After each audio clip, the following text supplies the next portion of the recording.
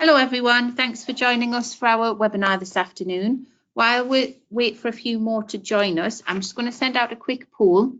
I recognise some of the names that are on here, but I just want to get an idea of the level of experience we've got amongst attendees. So I'm just going to put that out there. That should be there for you to respond to. Just click on the answer that most applies to you.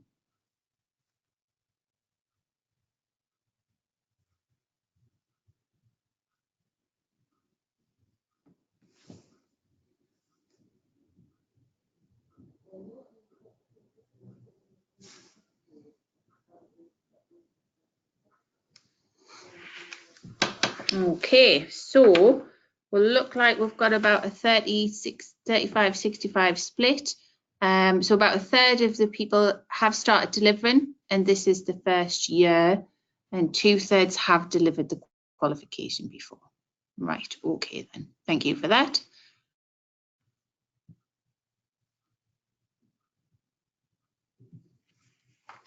Right, okay then. So for those of you who don't already know us, we'll do some introductions. So my name's Karen Taylor. I work in the curriculum team here at NCFE. It's our role to support centres with the planning, delivery and assessment of the VCERT qualifications. Our subject specialist joining us today to talk through the qualification with you is Graham Lees. Graham's a subject specialist and is the lead external quality assurer, or EQA, for music tech. Hi all. Right, so there's our agenda for today. So Graham's going to start with an overview of the unit, an overview of Unit 1, and then we'll move through each of the learning outcomes in turn. And during that time, we'll be sharing some standardised learner work, just to give you an idea of the level required for a Level 1 merit and a Level 2 distinction. You'll see that there's a time at the end for questions and answers, but please ask any questions that you've got throughout the session, and we'll stop and answer questions as we go. Anybody who's attended any of our webinars before, you might notice that this is a very slightly different platform, and there isn't a question bar at the side of the screen anymore, but you can ask questions via the chat pane. So any questions you've got, if you just type them into there, and we'll be answering those as we go. Those questions will just come to us as well. They won't be visible to everybody. So we do have a lot to get through. I'm going to pass you over to Graham and we'll make a start. Super, thank you very much, Karen. So thank you all for coming. Just a bit of an overview of Unit 1, first of all. What we're going to be doing in this session is looking at some examples of published sample assessment material. So both of the examples we're looking at today can be found on the NCFE website, and we can talk more about where that is later on. So the overarching nature of the Level 1, Level 2 technical award qualifications is to give learners a broad understanding of knowledge and skills in music technology, including using digital audio workstations, composing stylistically, sound recording and sound creation. In this webinar, we're going to be looking at Unit 1 of the qualification, which is called Using a Digital Audio Workstation, with reference to assignment briefs and example work, which we'll make available to you as we go on. So I'd like to talk through the unit and then move on to look at each learning outcome in detail. The unit forms part of the core knowledge of the specification in terms of allowing learners to understand terms and develop skills in operating a digital audio workstation. These skills and knowledge will carry on to units, or carry in through Units 2, 3 and 4. The units don't have to run sequentially, but it is suggested that Unit 1 provides a good starting point for the qualification. The learners will understand the premise of a DAW as hardware and software, and be able to consider editing tools as applies to audio and MIDI, as well as plugins and software instruments. 3 LOs in the unit are based on the know, do and review model, with the first LO, learning outcome I should say, seeking to place knowledge of the DAW into an accessible context. The second learning outcome allowing learners to apply skills to the creation of a piece of music, and the third allowing for review of skills. And you'll see how that pattern of know, do and review follows through into the other units in the qual. Each learning outcome is graded across pass, merit and distinction, with grading descriptors and exemplification in the level 1 and level 2 specifications to allow you as assessors to make a grading decision. In this session, we're going to look at an example of a level 2 portfolio and a level 1 portfolio with reference to the descriptors. So hopefully we can get a grip on how we're assessing. It's important to notice that the level 1 and level 2 specs can be taught side by side, so the class can then be differentiated by assessment. There are some small areas of content which appear in the level 2 spec, but not in the level 1, which also help us to differentiate between the levels. In these examples, we're going to look at 2 briefs have been used at each level, with the first brief addressing learning outcome 1 and the second addressing learning outcome 2 and 3. It's worth noting that a maximum of 3 briefs could be used to assess, 1 for each learning outcome. The given briefs are NCFE exemplars, but you can modify these briefs to engage your learners based on their needs. It suggests that you refer to the NCFE Internal Assessment Writing and Delivery Guidance document, which can be found on Qual Hub, which talks about the development of assessments. It's very important to note that delivery of specification content should be undertaken prior to summative assessment. So there should be a clear division between delivery and assessment within your classroom setting. Super. So I'd now like to look at learning outcome 1. I'll give an overview of the learning outcome and then we'll look at examples of work. So what we're looking at here is an assignment brief, the exemplar assignment brief used for this learning outcome. In this learning outcome, we're asking the learners to demonstrate knowledge of hardware and software used in a digital audio workstation. This acts as a good starting point for learners in understanding how basic audio and MIDI is handled to create and edit music. The exemplar brief, which asks learners to create information material for a school open evening, is designed to place a task in a familiar context and elicit work which is created for a purpose, so giving the learner ownership. This could of course be extended to coincide with an actual open evening or other department event so as to provide backup deadlines. The brief could equally ask the learner to present knowledge within another context, so for example asking the learner to specify a studio for a friend, or write a blog for a music technology magazine. You'll notice that the brief as an exemplar does not feature a handout date or deadline dates. It would be best practice to add these to your briefs, giving out to your learners in line with the time suggested by the guided learning hours within the specification. The types of evidence are also very open, including presentations, a written report, or a poster in this example. It's suggested that allowing learners freedom in terms of how they choose to respond is good practice in terms of differentiation. Writing frames, templates and pro formas should not be issued to learners to assist in the creation of evidence for summative assessment. As elsewhere, learners should produce evidence independently based on the given brief and following delivery of specification content and any classroom-based formative assessment. So, a well-written assignment brief is extremely important in allowing learners to achieve fully and across a range of grades. Super. So, looking at the content that we expect in terms of assessment. The level 1 and level 2 briefs are based on the same scenario, but at level 1, learners are not expected to be aware of MIDI interfaces, additional MIDI controllers beyond keyboards, and MIDI tracks within a DAW. Note that the brief asks for areas of content as given in the specification. You can see a list there, hardware components and software functions, and then sub-levels of content. So it's important that the required content is stated on briefs as they're created. It's advised in delivery that you should read through the glossary within the unit and the published delivery guide to consider content requirements within each area. So we're now going to look at a published example of level 2 learner work produced in response to the given assignment brief. So this should be available to you as a handout. So you should be able to access this yourself. There's a materials pane at the side of your screen. So you should be able to access that straight away. And then what I've actually done with this software that we've got here, this platform, I've added this PowerPoint that we're talking through. And once the presentation's finished, you'll be able to download that yourself. So you'll not have to wait for me to send it by email.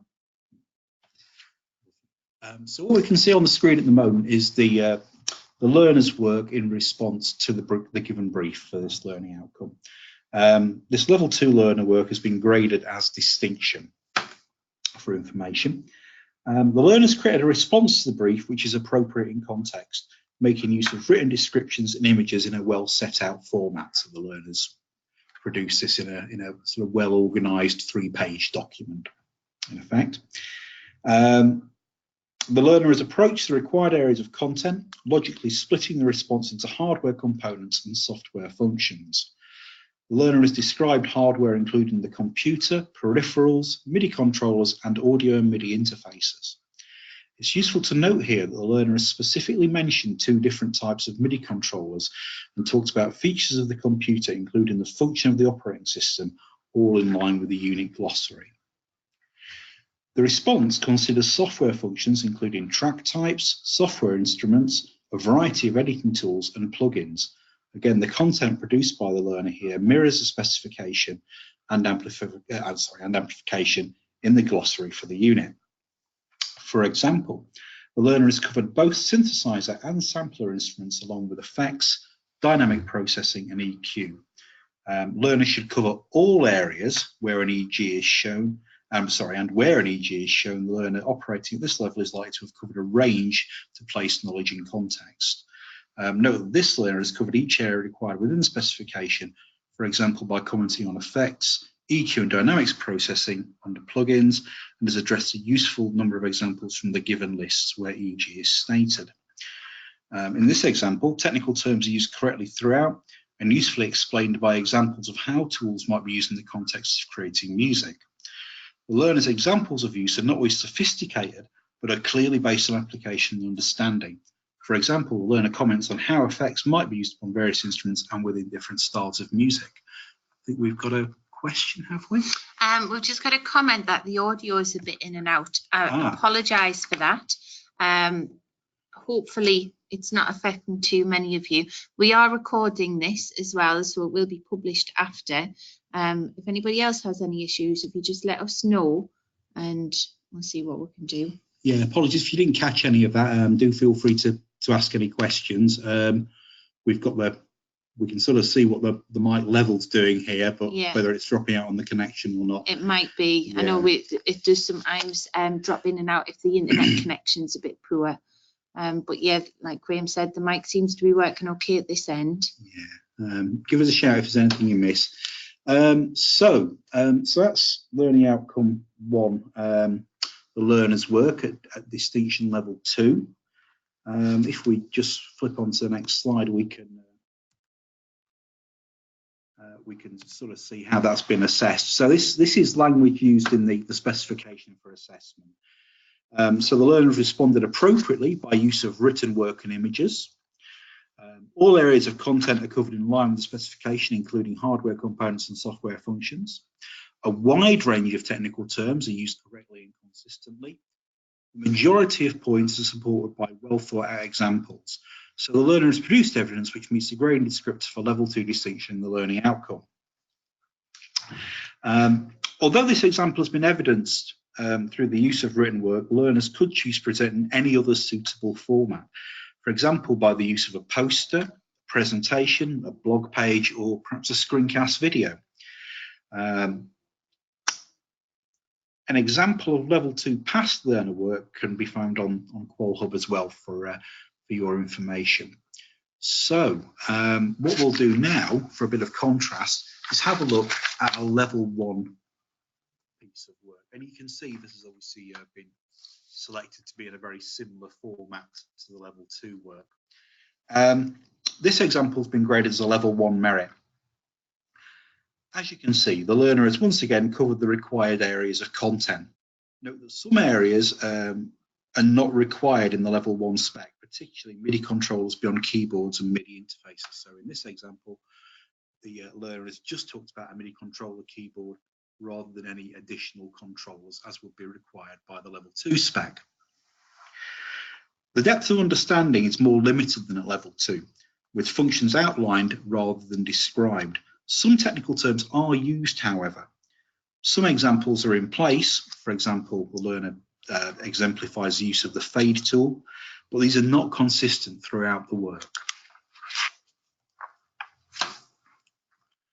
So if we look at how that might apply in terms of assessment, the learner has responded appropriately by use of written work and images, so once again an appropriate format for the evidence. All areas of content are covered in line with the spec, including hardware components and software functions. In contrast to the level 2 work, some technical terms are used, but this is not consistent. Functions are outlined, but examples of use are not consistently in place. So as we said, this learner has produced level 1 merit work. Really, the example shows a correct but simpler understanding of door functionality. A bit of an open question for you guys. Out of interest, what operating systems and digital audio workstation software are you using in your centre? If you just can respond to that with the chat pane, that would be really good. Just see if we can get a little bit of commentary going.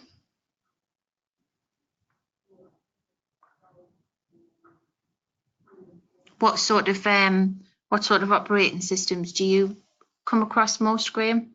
It's quite split actually. Sort of the reason I was asking some of this, in previous years it's been almost exclusively the Mac OS or Windows, but we are starting to see more cloud-based digital audio workstations come online, and I was wondering actually if anyone had experienced any usage of cloud-based digital audio workstations. We've had no comments in. Okay, oh, that's fine. Well, okay then. Let's less specific then. Does anyone have any questions about learning outcome 1 at this point?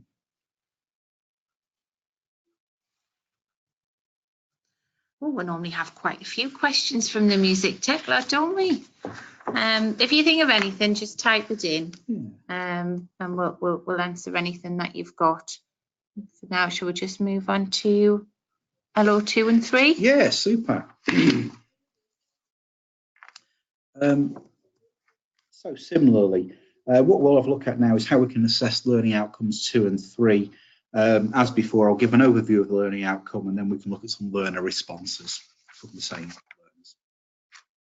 So this is the assignment brief, the exemplar brief for learning outcome 2 and 3. You'll see that it's identified that learning outcome 2 and 3 are. Oh, look, sorry, we've just had a look at this question. Oh, we found the scroll function. Yeah, we've found the scroll function. Look, we've got loads. Let's rewind. Right. Oh, look at all this. Oh, super. Apologies, everyone. We're just getting used to this new platform. Oh, super. So yeah, so lots of Cubase, Presonus, Logic. So and Reason. So we've got the full gamut. And did I see that someone was using Soundtrap? Yeah. On Windows. Oh, cool. Okay, interesting. Oh, and Soundtrap on a Chromebook. Brilliant. Wendy's commented, can you not see my comment? No, Wendy, we couldn't. Sorry. I couldn't see the comment because I hadn't realised that we had to scroll down. Okay. And David's got a question, I believe. Question from LO1. Yeah, super. Scroll back up and find that. I'm not sure if David actually asked the question or we were saying he had a question. Yeah, David, if you want to type your question in, that would be great. So you might wonder why we've changed platforms because this it's not quite as user friendly as the previous one where we're going to see very clearly questions coming in. But we have changed to this because what it does do is allow breakout rooms. So what we're hoping to trial is breakout sessions where we're going to put sample folders in with people, and then you can discuss them between yourself. So that's what I think we might look to do for the Unit 2 webinar, which we've got coming up, and then we won't have to rely on this chat function here. So David's question is, what level of detail do they need to go into for explaining how to use plugins in a musical project? Okay, so that's where we're sort of coming with LO2 now, David. So in terms of LO1, what we're looking for is their ability to understand what the plugins do, and that can be exemplified, which is fine.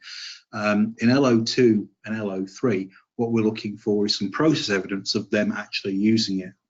And in terms of the depth of explanation, if you look at the specification, you'll see that that depth of explanation is part of the differentiation for assessment. So I've just got the level 2 spec here, for example. If we look at a level 2 pass, what we say is process will show application of technical skills in meeting the brief.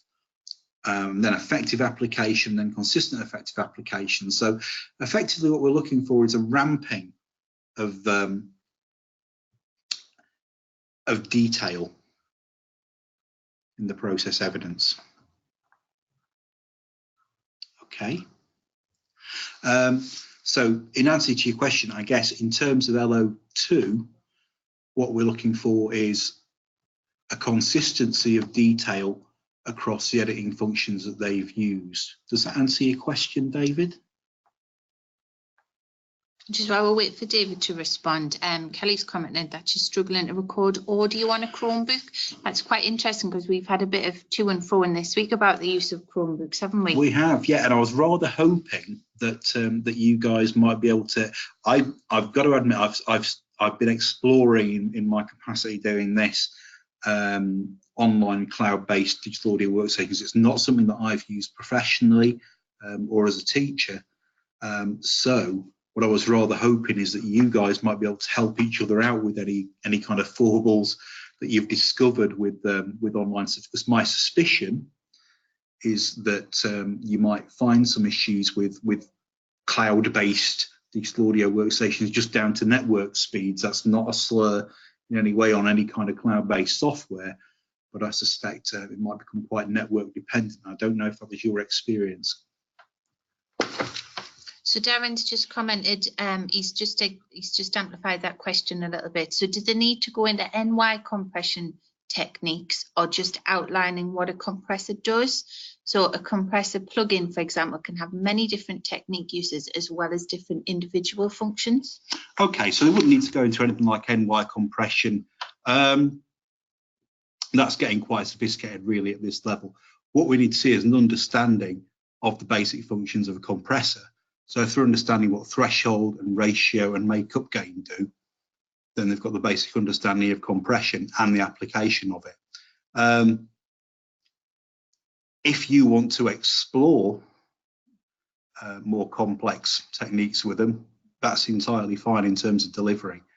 But you really don't need to go beyond the glossary and the content to meet that. Right, okay then. So thanks for those. Keep the questions and comments coming in now that we can see them. Yeah. Does that answer your question, Darren?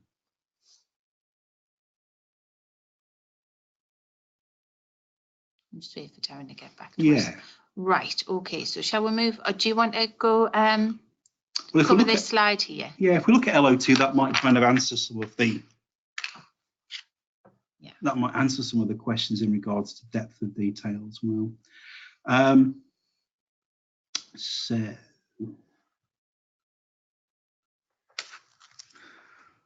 yeah, so Darren's just said that does clarify. Thanks yeah, for that. Actually, if you just have I just want to point out the glossary thing again, just because it lives at the back of each learning outcome in the spec, it does get overlooked. And I know you're busy with reading specs, but do read the glossary where we're talking about dynamics processing. Sorry, Ross. Yeah, Ross has got a similar question on operating systems. Yeah. Even to obtain the higher grades, students still just need to explain that there are a variety of operating systems, but not go into great detail. Is that right? Pretty much. So really what we're looking for is their understanding of what an operating system does rather than comparisons of operating systems, although that could obviously feed into it. The glossary, I should say, suggests that learners should be aware of the operating system used on the machine as the interface between hardware and music sequencing software. So it's the idea that the operating system is the layer between them and their apps, in effect. And that's what we're getting at this level. So again, we're not looking for detailed comparisons of Windows v OS X v, well, Chrome, in effect. Does that make sense there, Ross? Right, while we're waiting for anything else to come through, do you want me to stay on this slide? Yeah, so we'll just run through this. So in LO2, we're asking the learners to create a musical project using audio and MIDI. The learners are assessed on their ability to apply tools and techniques to create a piece of music, which must last between 2 and 3 minutes and must use at least 4 tracks within the DAW software. The 4 tracks must include at least 1 audio track. The level 2 brief contextualizes the task by placing the role of a producer creating a piece of music and written feature for a music technology magazine. This might be an interesting opportunity to engage learners with some of the music technology publications available in all good news agents and online. You all know what they are. The brief could equally ask learners to present work in a different context. In the level 1 brief, the context follows the opening evening scenario introduced in the first AO and the first learning outcome, for example. So any scenario used, though, should be plausible and allow learners to engage fully. The brief also asks learners to evidence LO3, which we'll consider later in this webinar. As elsewhere, the types of evidence are very open for self-determination, including could include video or screencast commentary or a written report. The learners must also present the final piece as a stereo audio file rather than a DAW project file. This is to ensure that learners are able to render to stereo effectively. So does anyone have any questions about the brief? Yes. Can the audio track be loops? Right, it can at level 1. At level 2, the learners have to record some audio. So at level 1, you're fine using loops, which we're going to come to in a minute, actually. But at level 2, they've got to be recording some audio in. Okay, great. Thank you.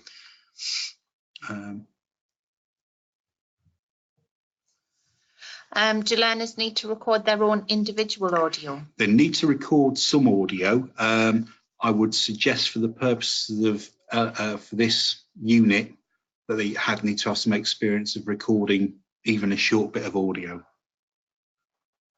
Great. Otherwise, by definition, it just becomes an audio editing exercise, really, rather than a recording exercise, I would suggest. If we bring up the next slide, we can see some differentiation, actually. I've put this in here to sort of differentiate between the level 1 and level 2 spec, because this is where it diverges moreover, I suppose. So at level 1, learners may exclusively use pre-created loops or files to form their piece of music, but they should be edited. Learners at level 2 should demonstrate recording of audio and MIDI parts, but can additionally make use of loops, as one might reasonably expect. Learners at both level 1 and level 2 must demonstrate software instrument editing. Learners at both level 1 and level 2 must demonstrate the use of audio and MIDI editing tools. And learners at both level 1 and level 2 must demonstrate the use of plugins. And I think we've got another question. Yep. Is there a minimum length of audio that you'd expect to be recorded? There's not, no. Bear in mind that the minimum length of the outcome is about 2 minutes, between 2 and 3 minutes. So the audio doesn't have to be contiguous. It could be a very short piece of audio, in fact.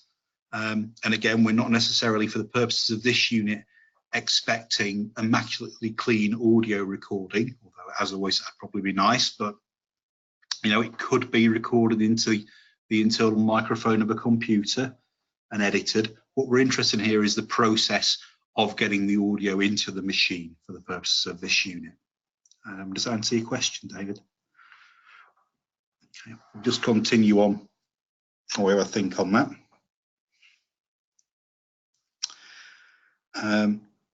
So just to summarize that slide there, note at level 1, learners can use loops to form the musical material for the piece. However, learners must demonstrate the use of editing of these loops. Otherwise, it's likely that learners will be unable to demonstrate use of audio and MIDI editing tools. So if they just put loops in, they're unlikely to be able to demonstrate how they've used the editing tools within the digital audio workstation. So it becomes kind of self-defeating, really. Software instrument editing should be undertaken at both levels. And as noted in the glossary, this should include basic editing such as filter, change, or ADSR in a subtractive software synth. It's worth noting that is a part of the specification at both levels. So what I'd like to do now is take a moment and look at the learner work in response to this learning outcome. And we've got some nice audio for you to listen to as well for this. Super. So this is an example of the level 1 of some level 1 learner work, again graded as a merit. So hopefully we can hear the musical outcome as well when we click on it. So if we take a minute just to listen to the track and just have a quick glance what you can see on screen. See if this plays back.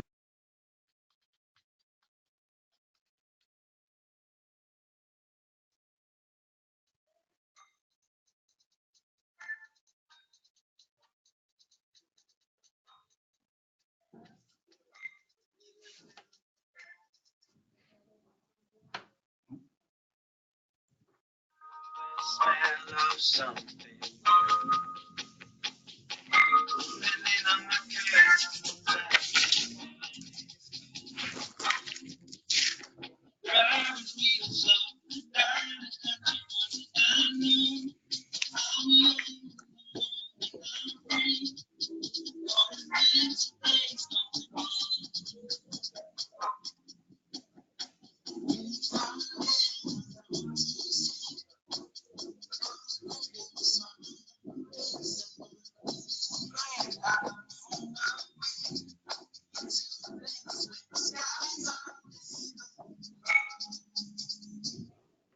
Okay, could we hear that track?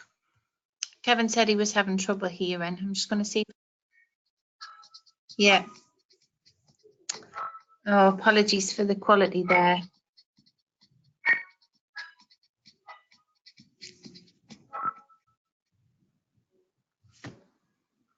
Oh, okay. Obviously, that's not translating well. Right. No, I'm going through computer audio. Yeah. Let's have a look here. Hang on, see if we can get it to work. No, it's only giving us the option. Okay. Sounds tinny. Right. Well, like I said, we've attached this PowerPoint to, so once the webinar is finished, you will be able to download that. Yeah. And you'll be able to play that back. I think we need an alternative plan for the next one. Just in answer to your question a while ago, Darren, sorry we missed that. You're quite correct. You do have to use a minimum of four tracks, which have got to include MIDI and audio. So let's say 3 MIDI tracks, 1 audio track, or 1 audio track, 3 MIDI tracks. The learner's evidence does actually show, and it's audible as well, that there are more than 4 tracks in play there as well. Right, okay. Is there anything else you want to say about that piece of learner work, or shall I move on to the next slide? I'm on the next. It's a nice track, actually, to be fair. I'll see if I can turn the volume up and we can. So just to show you where we've got to the assessment for that. So the learners created a piece of music which lasts between 2 and 3 minutes, as required. The piece uses more than 4 tracks with a mix of audio and software instrument tracks.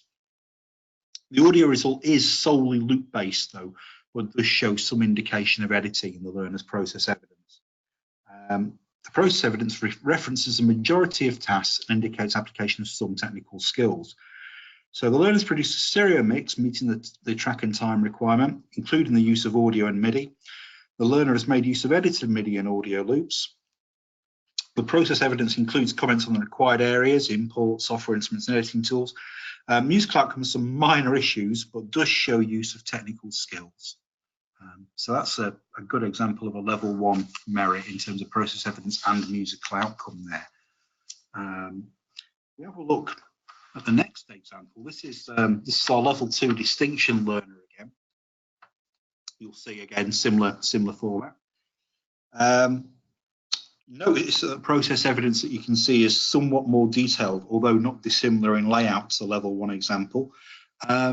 Shall we try and have a listen to the audio? Let's give it a blast for a couple of seconds. Yeah, let's see if I can.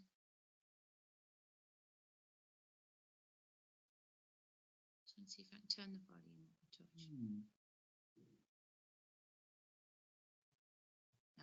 touch. No. Apologies, everybody. We're normally a lot slicker than this. I do promise, with just a few teething problems with this new. Yeah. No, that's not what there. Right, let's see if it. Let's see if we'll get a bit of a better sound.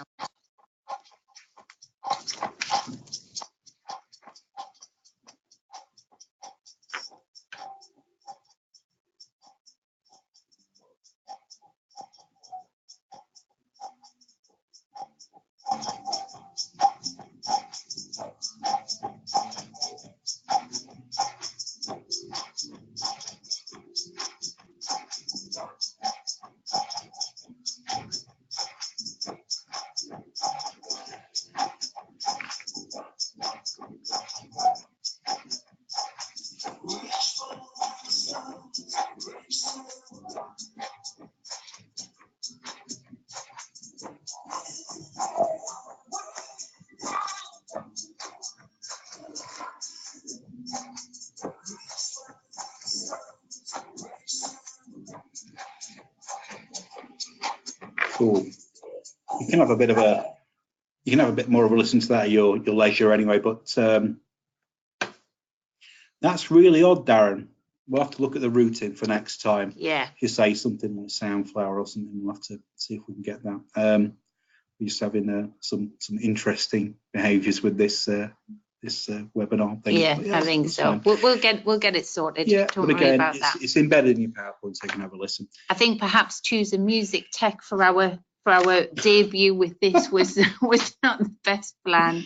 We've had a couple of questions in anyway. Yeah. So Kevin's asked, if a candidate has taken loops from popular music and integrated onto their own track with manipulation, does that qualify as level 2?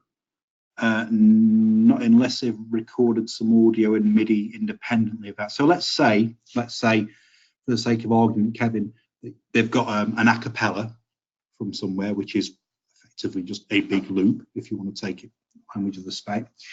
That would be fine, but they would need at level 2 to record some additional audio, to actually input some audio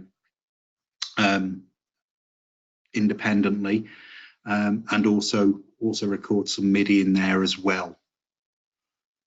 Let us know if that answers your question, Kevin. If not, then I'll answer it in a bit more detail. So on its own, no, but if it's included with something else. So like, again, a good example, if they're using a cappella and built a track around it using their own MIDI and audio, that would be absolutely fine, and that would level 2. Good. Cool. Right, so a question in from David as well. If they've identified how synthesizers work in LO1, is it essential that they use one in their musical project? What if it's not stylistically appropriate to do so?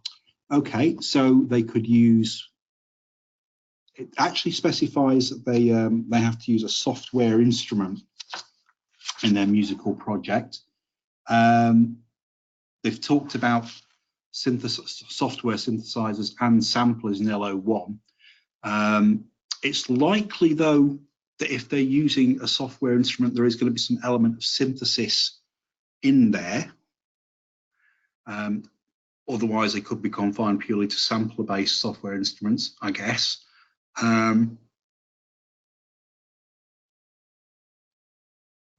Graham's thinking. I think it's quite an interesting opportunity, isn't it? It's quite an interesting opportunity for them to provide commentary about why they selected a particular kind of software instrument. So you're getting into quite sophisticated explanations there, which is good, because they can show their real understanding about the difference between synthesis and sampling-based software instruments. So that would be quite an interesting conversation to have, I think, David, with your learners.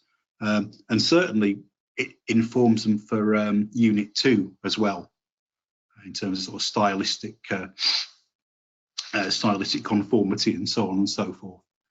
Does that answer your question, David? Right, let's see what's come through here. So, yep, that's great from David. So Darren had a people last year that took an audio file, repitched and created delay SFX with the vocal and automated the part with glitching techniques. Does that still count as a level 1 form of editing because it's not an actual recording?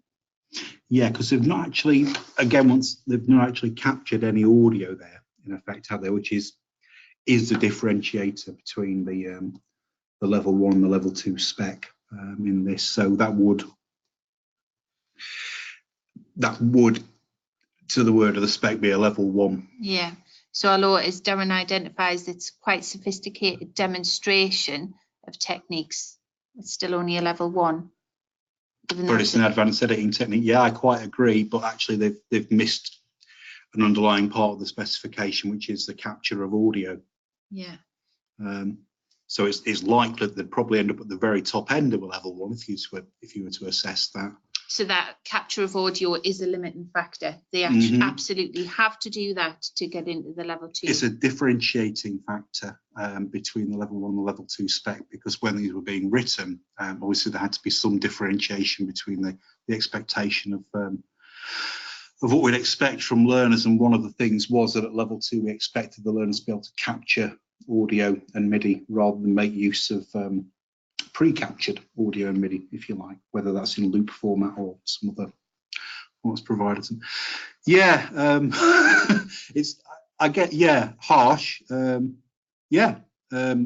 As Kelly says there, it's fine if they record their own voice, manipulate it, or that of one of their classmates, even if they do a vocal percussion thing. You know, it could just be as simple as doing some incredibly basic beatboxing into a computer mic. You know, just doing a kick and a snare and putting together a kick and a snare and a sampling instrument, putting together a kick and a snare with some audio edits. You know, it doesn't have to be vastly sophisticated, and in fact, you know, sometimes having a less sophisticated starting point might lead to a bit more creativity in editing.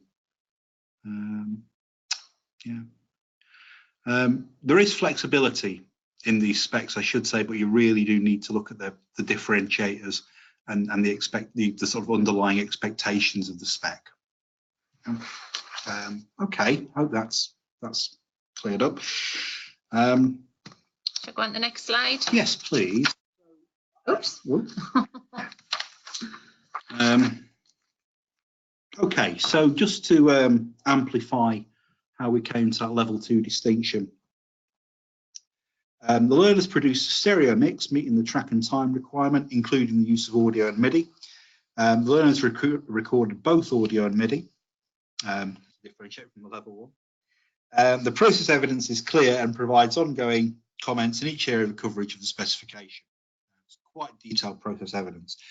There's ongoing evidence of skillful and considered application of tools and techniques to create a musically fluent result. And when you can hear the track over your systems, you'll hear that there's quite a substantial amount of detail built into that level 2 distinction track. Some nice little reverbs and things that are built in there to space it out, some real thought given.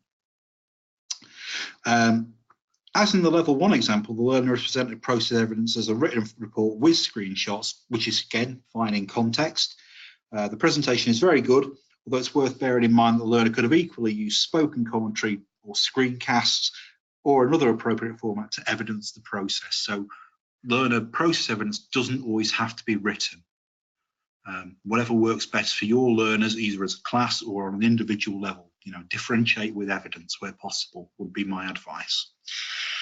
So, we've had a question in from Wendy. Sorry if the question's a little unsophisticated, don't worry about it, Wendy. But with learning outcome 2, the expectations seem a little vague. Are they marked on their musicality or purely on their ability to show the techniques? I've read somewhere that they can submit the same piece of music for both units. Okay. Is that for both LOs rather than? I'm assuming you mean both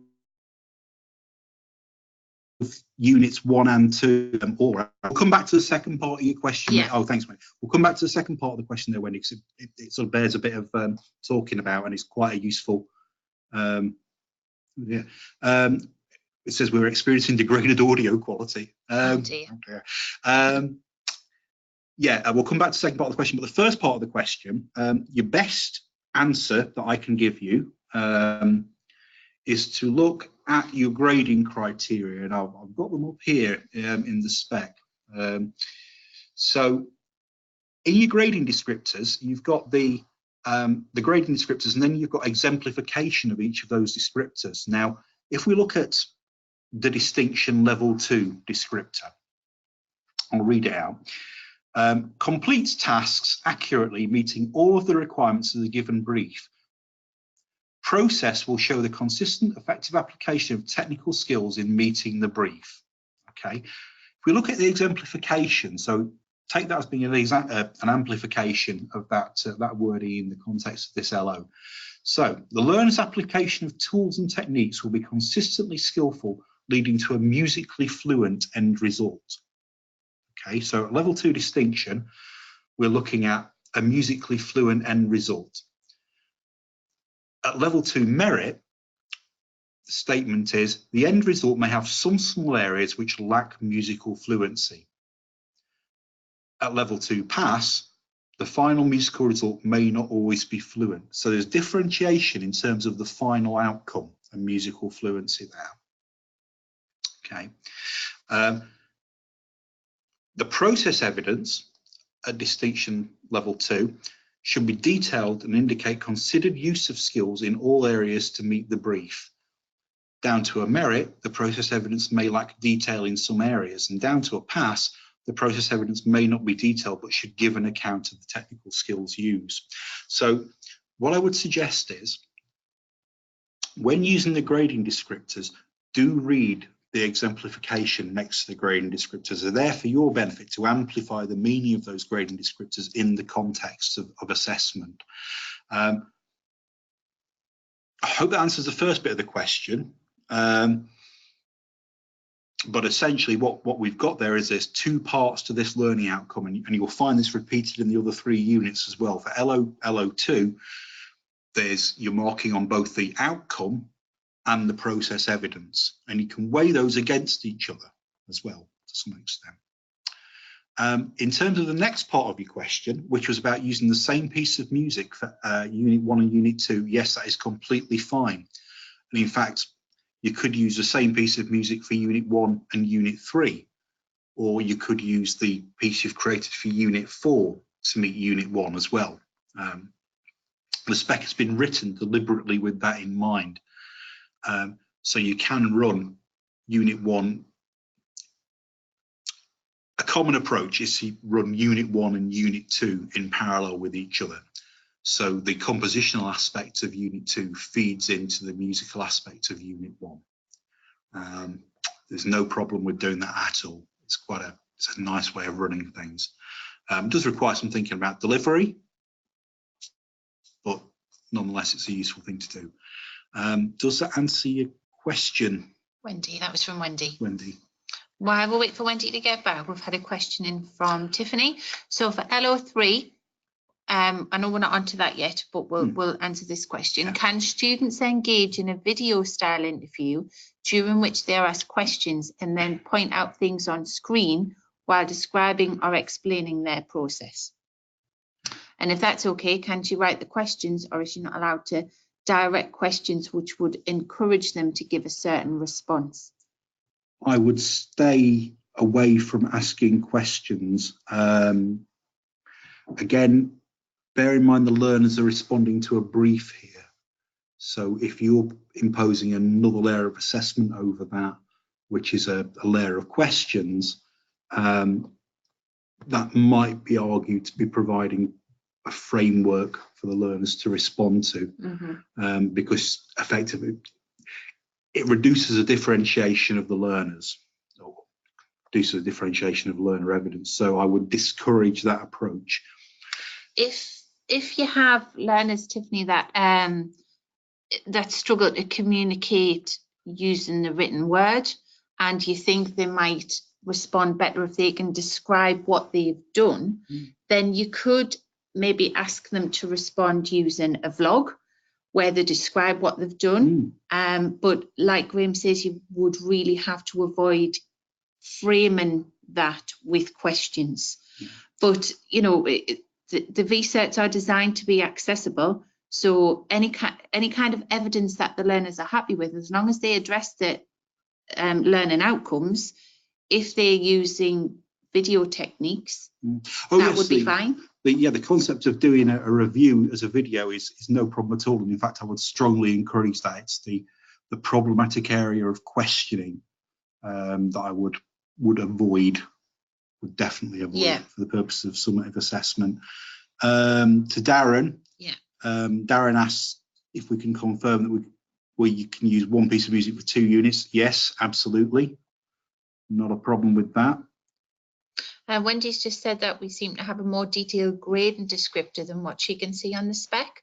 You were looking at the spec there, weren't you, Graham? Can we just point out what got page? The spec here. So this is the level 2 spec, and it's page 22 for learning outcome 2.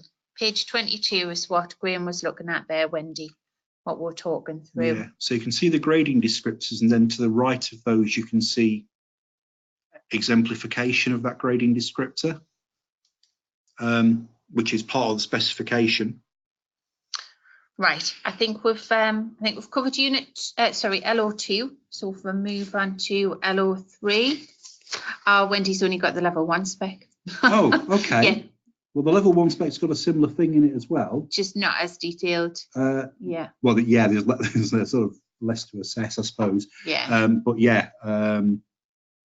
Well, I'm glad we've cleared that one up for you, Wendy. Yeah. Do remember to use the level 2 spec if you've got level 2 learners, Wendy, because that's there are subtle differences. Yeah. Okay. So this is a learner review for LO3. Now, in this example, the review has been separated out from the process evidence. There's nothing to stop the learner intermingling the review with the process evidence, but for the purposes of clarity, we've got these that are nice separate reviews for us to look at. So the slide you can see shows a level 1 merit example. You can see it's a well-written piece of work. In terms of what we came to with assessment, if we move to the next slide, we can see a summary of where we go. So as level 1 merit work, the learner identifies what happened. So the learner talks through some of the process and has identified what worked and what did not work. So the learner's provided an overview of what happened alongside what worked and what did not work, in line with the language of assessment in the spec. The learner doesn't, though, draw a conclusion or consider ways in which the outcome could be improved, okay, which is broadly the marker of the level 1 review for this. So let's, in contrast, have a look at the level 2 learners review. So again, not a huge amount of words, but the learners produced a reflective review which is logically laid out against the headings in the brief and the spec. So you can see we've laid it out how the project met the brief, the musical outcomes, strengths and weaknesses, and ways I could improve, which is a good logical way to approach the assessment, I would suggest. Notice that the content is considerably more detailed than the level 1 example. And as previously mentioned, just to amplify what we've touched on a couple of times, and thank you for bringing this up, it's important to note that learners are expected to produce work independently in response to a brief as seen in this learner's work. So although the learner has used the headings from the specification, that's as far as any kind of framework has gone. This wasn't supplied by the teacher in terms of a framework. This was the learner's choice in producing the work in this way. And that's important to preserve for the purpose of assessment. Okay, super. So just looking in summary at the level 2 distinction assessment. So In the review, the learner refers back to the process commentary and reflects on strengths and weaknesses throughout, considering musical outcome, use of MIDI and audio, use of editing tools, and strengths and weaknesses. The learner states specific ways in which the process and outcome could be improved, and it uses appropriate language, technical language throughout. The learners operate under distinction level 2. So that brings us to the end of looking through the learner portfolios. I hope it's been informative and you've asked some really great questions. I'm sorry we nearly missed them. I can only apologise again. I think we've answered everyone's questions. Yes, I think we have. Has anyone got any more questions following that? Yep, we've still got time if you want to send any more through. While we're waiting to see, we've got a couple more things coming on for the rest of this term. So we've got another webinar for Unit 2. Now, we're going to use the full capabilities of this platform. I can guarantee that we'll have the sound issues sorted out by then, and it would be really good if you could sign up to that and see if you can take part, and we'll do some breakout rooms and let you speak with one another and have a look at some learner work together and try and come up with a grading conclusion. So I think that would be really useful. Then later on in the term, we've got a face-to-face standardising event that's going to be in London. And that's on the 21st of November. So you'll find details of both of those on our events page on the NCFE website. Any questions you can send through to us. So I'm just going to put our contact details on. There you go. So you can contact me through the curriculum team. I'm going to send you a link to the recording of this once we've got it uploaded to YouTube. So you can always reply to that with any questions as well. But I believe some have come through. Is that right, Graham? Yeah, so we've got a couple of questions. One from Darren here regarding final coursework grades. So as Darren's pointed out here, do you want to read the question out? So Darren's asked, what is the reason for the final overall coursework grade always taking the lowest common denominator? So I'm assuming that's within each unit and the learning outcomes. So in order for a learner to get a merit for that unit, they would have to achieve a merit in LO1, LO2 and LO3. That's the mastery model that this qualification follows. I do understand that sometimes it's challenging for learners to achieve that, but that's the design of the qualification. I hadn't actually realised how prevalent this design is. It's actually how the SATs are marked as well. I only found that out when I went to my kids' primary school open evening. They've got to achieve everything at that standard before they can achieve that standard. And there's no compensation built into the individual units. There is overall, but within the individual units, it's the mastery model. The compensation kind of turns up at the end, really, in terms of UMS, I suppose, and in terms of also the holistic marking within each learning outcome. I agree that if a learner loses out on one learning outcome, it can substantially alter the level of the unit. But bear in mind, you've got a resubmission opportunity as well. So perhaps if a learner has submitted, say, LO3 and only achieved a much lower grade, which pulls the unit grade down, perhaps there could be room for that learner to explore other evidence methods that might suit them in terms of being able to provide a review. Difficult one.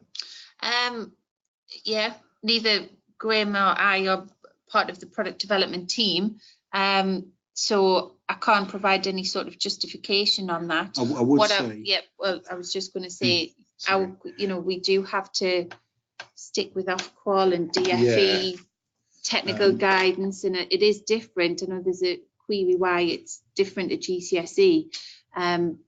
We have different regulations to follow, and technical education, as you'll realise, has gone through a massive reform, and this is just one of those hoops we'll have to jump through, I'm afraid. It is, and I would say I think it's a fair way of assessing, if I'm honest as well, having come from a background when I started teaching a long time ago where a mastering model wasn't in place for some qualifications, and there was an averaging model in place, which potentially is open to abuse if it's not used correctly. Not that I'm suggesting anyone here would abuse that, but it certainly makes everything much more cut and dry to have a mastery model, and also demonstrates that the learner's operating across a unit at a similar level of skill. Because you might equally argue that if a learner's done really well in 2 learning outcomes and they're not so good in the 3rd one, by averaging it out, you're kind of bringing down the learner's achievement in the first 2 learning outcomes in a sort of odd way in terms of their summative assessment. I'm sorry, I'm sure that's not the answer you want to hear, but it's here to stay, I'm afraid. So Kelly's asked, should be able to access the slides in the recording soon. You should be able to access the slides immediately after the presentation finishes. I have, like I say, I've attached the PowerPoint as a handout that will be available after the session. The recording, that usually takes a couple of days to get uploaded to YouTube, so I'll send you the link out as soon as that's done. Tiffany's asked, are there templates or pro formas for giving formal marks and feedback? There are. If you go to QualHub as part of the NCFE website, which is qualhub.co.uk, there's a teacher or an assessor pack in there, and there's an IQA pack. Shall I come up and do that? Yeah, we can show you where it is actually. Yeah. Yes, so probably going to be lots easier. of different templates you could use. You don't have to use the templates here, I should say, but since they're all provided for you, I would suggest it's not a bad thing. So here we are on the NCFE website. So you can see QualHub. I went to QualHub from the NCFE website, and then to delivery and learner support. Scroll here to learning technologies and resources. I'm just struggling a little bit because a lot of my screen's taken up with the, and then it's course file documents. It is course file documents, and then at the bottom of this you'll see some zip folders, all of which are very useful, but particularly the assessor documentation, which has got lots of summative assessment feedback documents in. It's got a useful document that your EQA will probably ask you if you've read, called the assessor, which outlines assessor responsibilities and so on and so forth. There's a lot of this that isn't necessarily applicable to schools, but you will find some of these documents really useful. So they're there for you to use. Have a look through and see what works best for you in terms of providing feedback. Question from Darren. Yeah, Darren, we did say a piece of work could be submitted again to improve the grade. There is one resubmission attempt for each learning outcome. Yeah, so once your learners have submitted their work, you would assess that work, you'd IQA it within your centre, then you would upload that grade to the portal. And then after that point, you would arrange for your EQA to visit. And once that whole process has taken place, you can then give your learners summative feedback. And after that point, there's an opportunity for resubmission. If, for example, like Graham said earlier, LO1 and LO2, the learners performed really well, but not so well in LO3, they could resubmit that to improve the grade. And that's so 2 opportunities per unit. Same for the external assessment, 2 opportunities. Yeah, so always a resubmission. Yeah, I think that's it for questions that come through. Okay. So it would be great. I'll include, when I send out the link to the recording, I'll send out the link to register for Unit 2. And like I said, I promise we'll get the audio sorted out and we'll be a lot slicker by then. So it would be great if we could see you all there. Yeah, and I would, as a massive favour to me, anyone who's using any online digital audio workstation applications, if you fancy dropping me an email to tell me how that's going for you, just so I can advise other centres who might be starting to use them, that would be really cool. My email is grahamlees@ncfe.org.uk, but if you email Karen, she'll be able to put you in touch. So thank you all so much for coming in, for all the really good questions. I know I did say earlier, we usually get great questions from the music tech lot, and we do appreciate it because it makes the sessions really interactive and really engaging. So thank you very much for listening in. Enjoy the rest of your evening, and hopefully we'll hear you at the Unit 2 webinar in November. Okay then. Right. Thanks everyone. Bye. Okay, thank you.